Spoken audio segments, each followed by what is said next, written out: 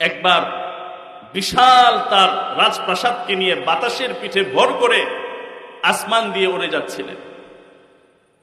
আল্লাহ তাআলা তাকে রাজত্ব দান করেছেন, বাতাস তার অনুগত করে দিয়েছেন, মাখলুকের ভাষা তিনি বুঝতেন।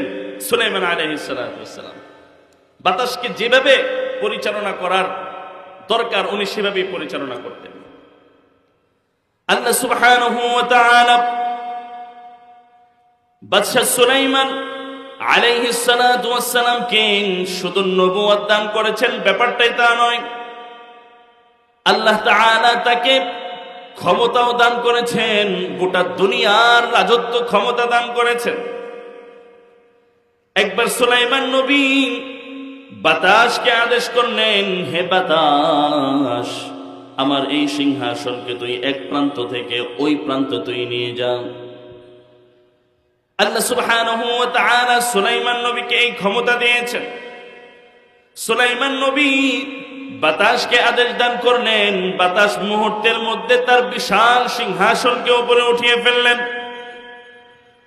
এই সিংহাসন যখন আসমান এর পথ দিয়ে যখন উড়ে উড়ে যাচ্ছিলেন, ওই সময় একজন কৃষক সেরকম ভাবে ধানকে বোনাচ্ছিল, ধানকে রোপণ করছিল, বিভিন্ন গাছের চর্চা করছিল।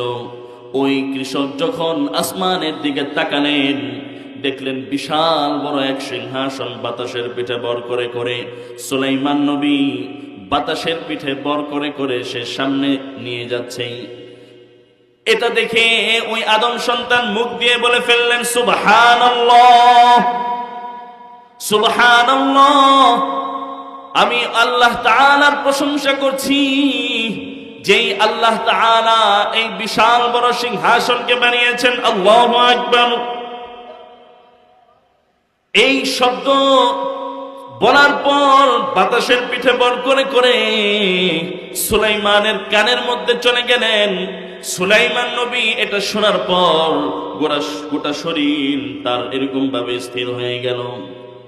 সুলাইমান নবী তখন বাতাসকে আদেশ দান করলেন, হে বাতাস, যে প্রান্ত থেকে যে ব্যক্তি থেকে এই সুবহানাল্লাহ শব্দ বেরিয়ে এসেছেন, ওই আদম সন্তানের নিকট এখনই আমার সিংহাসনকে নিয়ে যাও। সুলাইমান নবী আদেশ দান করার পর বিশাল বড় সিংহাসন যেই প্রান্ত থেকে এই আওয়াজটা বেরিয়ে আসলো, ওই প্রান্ত থেকে সিংহাসনটা চলে গেল। ওই কৃষক যখন দেখলো ওই সিংহাসন তার কাছে বাতাসের পিঠে বর করে করে ধেয়ে আসছে, ভয় পেয়ে গেল, না জানি আবার আমার বিরুদ্ধে কোন ধরনের আইন জারি করে কিনা। যখন সুলাইমান নবী বাতাসকে আদেশ দান করলেন, হে বাতাস, তুই আস্তে আস্তে করে এই সিংহাসনটাকে তুই নিচে নামিয়ে দে। সিংহাসনটাকে নিচে নামানোর পর সুলাইমান নবী গুটি গুটি পায়ে ওই আদম সন্তানের নিকট গেল। যাবার পর ওই আদম সন্তানকে বললেন, তুমি কি শব্দ প্রয়োগ করলে, যেই শব্দ শোনার সাথে সাথেই আমার গোটা শরীর স্থির হয়ে গেল। ওই আদম সন্তান ভয়ে থরথর করে কাঁপছে, না জানি আবার কোন হুকুম জারি করে ফেলে। এই কথা বলার পর ওই আদম সন্তান বললেন, হে সুলাইমান নবী, আমি তো কোন শব্দ, এমন কোন শব্দ আমি প্রয়োগ করেছি আমার জানা নাই, তবে একটা শব্দের কথা আমার মনে এসেছে, কিছুক্ষণ আগে আমি প্রয়োগ করেছি। এই শব্দটা হচ্ছে, আপনার সিংহাসন যখন বাতাসের পিঠে বর করে করে আসমানের দিক দিয়ে আমার মাথার উপর দিক দিয়ে যখন চলে যাচ্ছিল, তখন আমি মুখ দিয়ে বলে ফেলেছি সুবহানাল্লাহ।